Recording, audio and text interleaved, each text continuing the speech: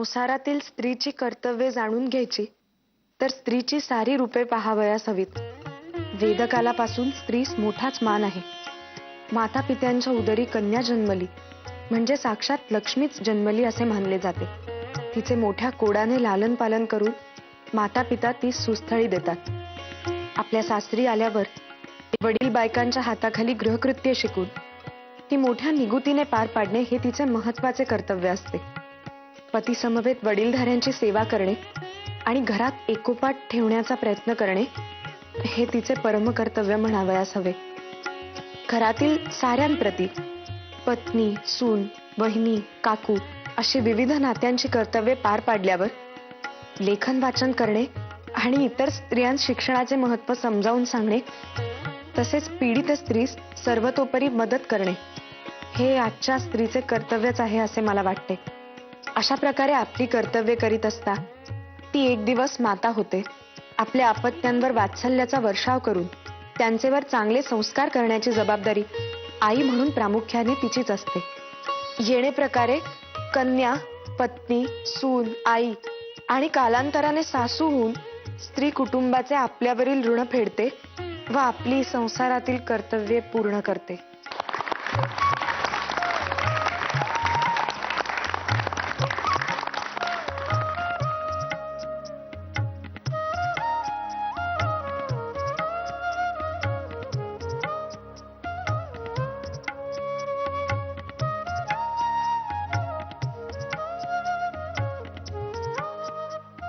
स्त्री ही लक्ष्मीचे रूप आहे असे आपण मानतो, परंतु हे कौतुक फक्त मूठभर स्त्रियांच्या नशिबातच असते.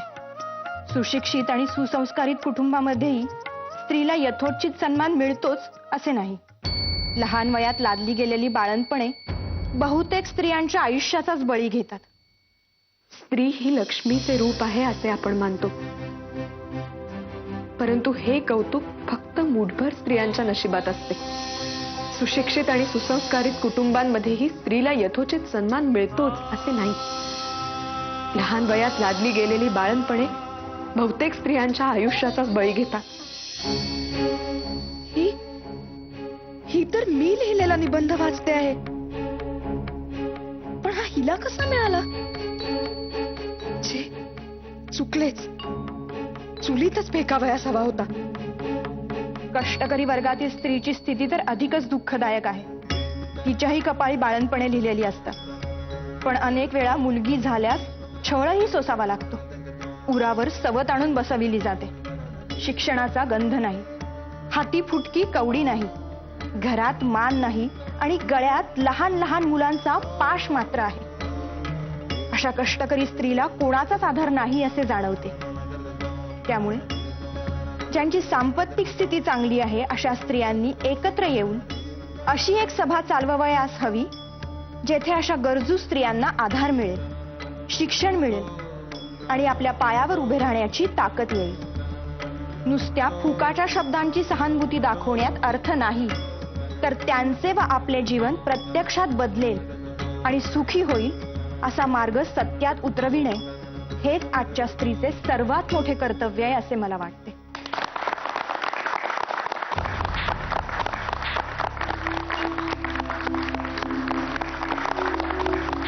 तुम्ही साऱ्यांनी टाळ्या वाजवून जी सहमती दर्शविली आहे ती या निबंधातील विचारांना असे मी समजते. खरे तर मी स्वतःच या विचारांनी खूप भारावून गेली आहे. मात्र मी तुम्हाला सांगू इच्छिते की हा निबंध आणि हे विचार माझे नाहीयेत.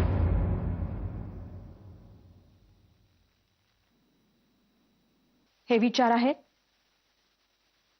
सौ रमाबाई महादेवराव रानडे यांचे.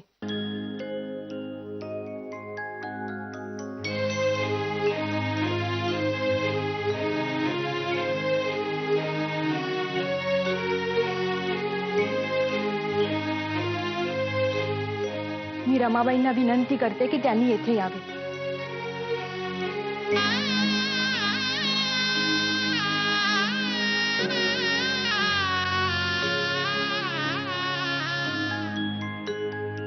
वस्तुस्थिती तर अशी आहे की रमाबाई माझ्यापेक्षा चांगलाच निबंध लिहिणार.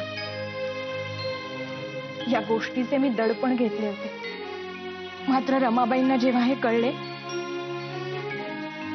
तेव्हा मला वाईट वाटू नये म्हणून त्यांनी हा निबंध वाचणेच टाळले. मी माझ्या मनाशी खूप झगडले, परंतु अखेरीस माझे वत्सल आणि सच्शील वडील डॉक्टर रामकृष्णपंत भांडारकर उर्फ दादासाहेब यांच्या बोलण्याचा परिणाम होऊन मी हा निर्णय घेतला. पण रमाबाईंचे खरे विचार तुमच्या सगळ्यांसमोर येणे खूप गरजेचे होते. माझे मन दुखावले जाऊ नये म्हणून कमीपणा घेऊन इतका मोठेपणा ज्यांनी दाखवला त्यांचा आदर राखण्यासाठी मी त्यांचाच निबंध तुम्हाला वाचून दाखविला. आणि या योगे त्यांची खरी ओळख तर आपणा सर्वांना झालीच असेल, परंतु फक्त त्यांचे विचारच प्रभावी नाही आहेत तर ते प्रत्यक्षात आणण्याची हिंमत देखील त्यांच्याकडे आहे. मी रमाबाईंना असे वचन देते की आर्य महिला समाजातील आम्ही साऱ्या स्त्रिया तुमच्या कुठल्याही उपक्रमात अगदी सक्रिय सहभागी होऊ.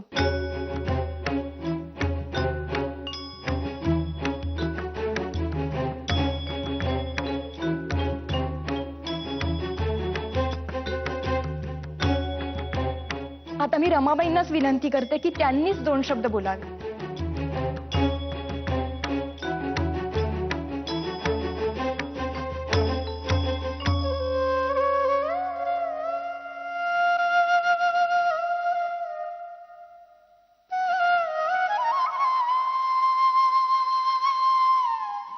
आज फारच आनंद वाटतो आहे शांती. तू रमाबाईंचा निबंध वाचून जाहीरपणे त्याचे श्रेय त्यांस दिलेस, यात खरंच खूप मोठेपणा आहे.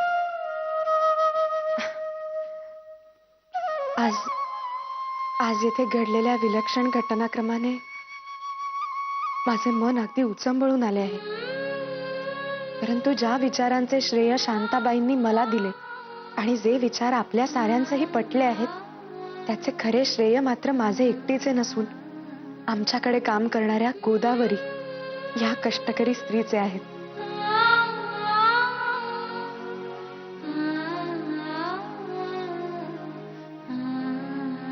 हो, याचे कारण असे की मी प्रथम लिहिलेला निबंध गोदावरी आणि आमचेकडील पांडू काका यांस वाचून दाखविला असता गोदाबाईंनी माझे डोळेच उघडले. कारण मी माझ्या निबंधात वर्णन केलेली स्त्री ही त्यांच्या आसपास कुठेच नव्हती. ती त्यांच्या मालक वर्गात होती. परंतु त्यांचे आणि त्यांच्यासारख्या अनेक जणींचे आयुष्य मात्र यापेक्षा अगदी निराळे आहे.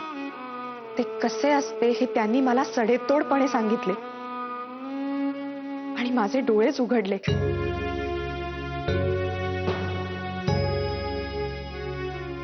आपले विचार आणि दृष्टी ही फक्त आपल्या घरापुरती आणि एका लहानशा जगापुरती मर्यादित आहे हे लख्ख उमजले मला.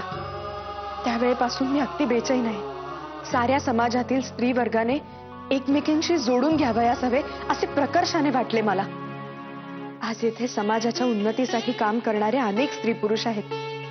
त्यांनी या गोष्टीचा जरूर विचार करावा. मी स्वतः या दिशेने काय काय प्रयत्न करता येतील या संदर्भात विचार सुरू केला आहे आणि तो विचार आपल्या साऱ्यांच्या सहकार्याने प्रत्यक्षात येईल याची मला खात्री वाटते.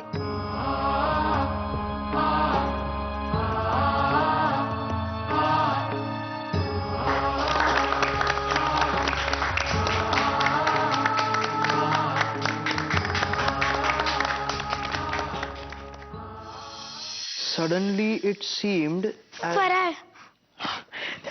द्या. गंगाबाईनी जरा इकडे या ना. वहिनी का म्हणता मला? मी काय मोठी बाई आहे का रमा वहिनींसारखी? अहो पण तुम्ही माझ्या वडील भावाची भार्या आहात. म्हणजे मोठ्या भावाच्या बायकोस वहिनी असे म्हणतात ना. तर आता आबा माझा मोठा भाऊ म्हणजे तुम्ही माझ्या वहिनी. बरे हा फराळ तुम्ही केलात वाटते. मी? मला नाही येत. माझ्या सासूबाईंनी दिला तो आणला. एवढाच? अहो आपल्या नवऱ्याला कसा जास्त आणि पौष्टिक फराळ दिला पाहिजे. बघा बघा कसा हडकुळा झालाय बघा. त्यास धष्टपुष्ट नको करावयास. काही नको गंगूबाई, फराळ बिराळ शिकण्याआधी अभ्यास महत्वाचा, तो करावायचा आहे. बसा इकडे. मला नाही आवडत. अहो असे कसे? हे पहा, घरच्यांचा कितीही विरोध झाला तरी आपण अभ्यास करावयास हवा. त्यांचे मन न दुखवता आपण रिकाम्या वेळात अभ्यास करा. आबा, अरे तू कितीही माधव दादाची नक्कल केलीस तरी ह्यांना रमावहिनी होणे जमेल असे वाटत नाही मला. कसे नाही जमणार? जमलेच पाहिजे. कसा अभ्यास करत नाही तेच पाहतो. चला बसा अभ्यासास. मला नाही करायचा. अ, अहो गंगूबाई, अहो गंगूबाई, आबा नाही करायचा मला अभ्यास. गंगा, नाही करणार मी अभ्यास. असे कसे? मी सांगतोय ना, मग अभ्यास करायलाच हवा. नाही करणार मी अभ्यास. सोडा. चल. सोडा. म्हणतो ना.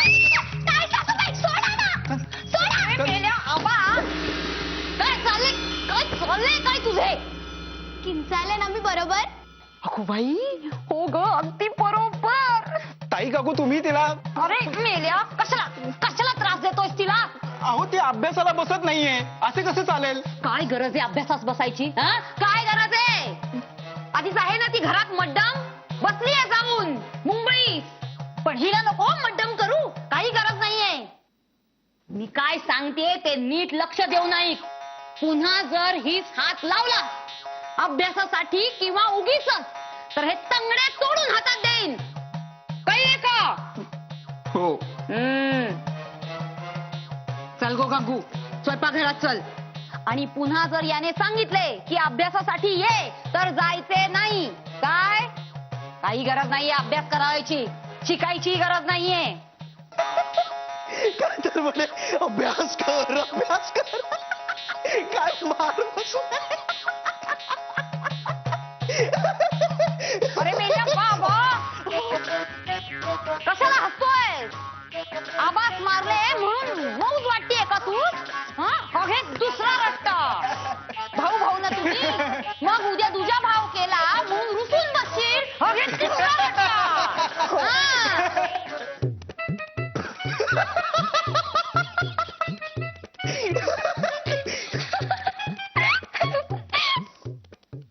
आणि तू काय कशाला दात काढतेस? काय झाले? चला कामे करा. फिदी फिदी हसायला हवे फक्त सगळ्यांना, कामे मात्र करायला नको. आगाऊ झाली आहेत सगळी, गारटी मेली. यमे, यमे, मी खूप खूप खूप खूप खूप आनंदात आहे. हो हो हो, ठाऊक आहे मला. बघ, शेवटी सत्य समोर येते ते असेच, हो ना? तुला ते आठवते आहे? लग्न झाल्यावर एकदा मामांजींना माझ्या हातचा पदार्थ खावयाचा होता. तेव्हा ताई सासूबाईंनी कढी केली आणि ती कढी मिस केली आहे असे मला सावरण्यासाठी सांगितले. ती कढी सुंदर केली म्हणून मामांजींनी मला एक आणा दिला होता.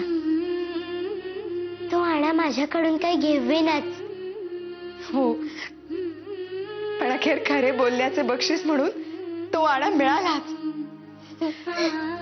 त्या प्रसंगापासून मात्र मी अगदी पक्की खूणगाठच बांधली मनाशी.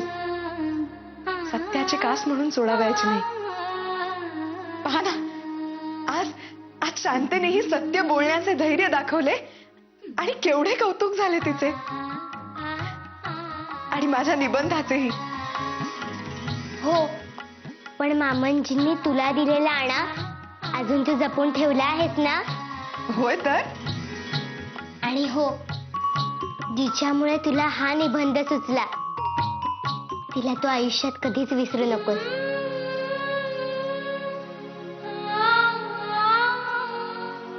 नाही विसरणार.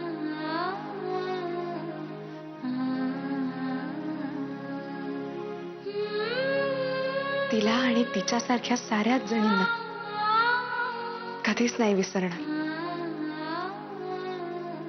यमे, तू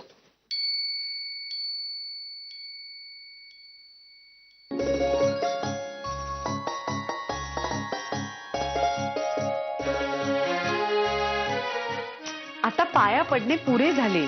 आधी तोंड गोड करा. घ्या.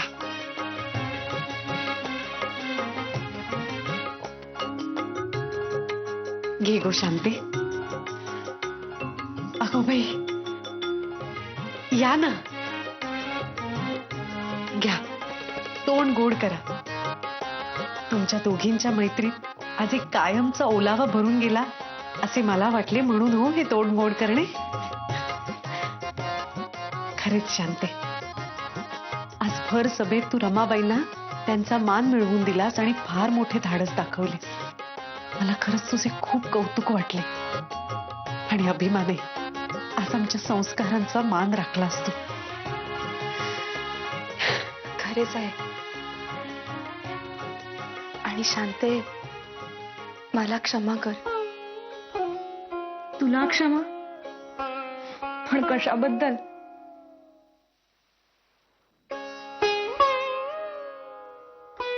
आज जेव्हा तू माझा निबंध वाचलास सभेत, तेव्हा क्षणभर माझ्याही मनात चटका लागला होता की ही माझा निबंध आपला म्हणून का बरे वाचते आहे. पण शांते, निबंध कोणी लिहिला आहे यापेक्षा त्या निबंधात विचार काय मांडले आहेत ते महत्वाचे असतात. हे आपल्या दोघींचेही कळले आज, नाही का? होय रमे, आपल्या दोघींचेही लक्ष मोठेपणाकडे लागले होते. ते वळून योग्य विषयाकडे यावे यासाठी ही घटना घडली म्हणावयाची. पण आपल्या दोघींचेही एकमेकींवरचे प्रेम शुद्ध आणि दृढ आहे हेही तितकेच खरे. ते तर आजच्या या सभेत सिद्धच केलेस तू. पण शांते, यापुढे एक गोष्ट मात्र आपण दोघींनी पक्की लक्षात ठेवावयाची. एकमेकींमध्ये कोणतेही गैरसमज निर्माण होता कामा नयेत. आपले वर्तन इतके सत्यनिष्ठ ठेवायचे की तोंडावर अथवा पाठीमागे केव्हाही नावे ठेवण्याची वेळ येता कामा नये.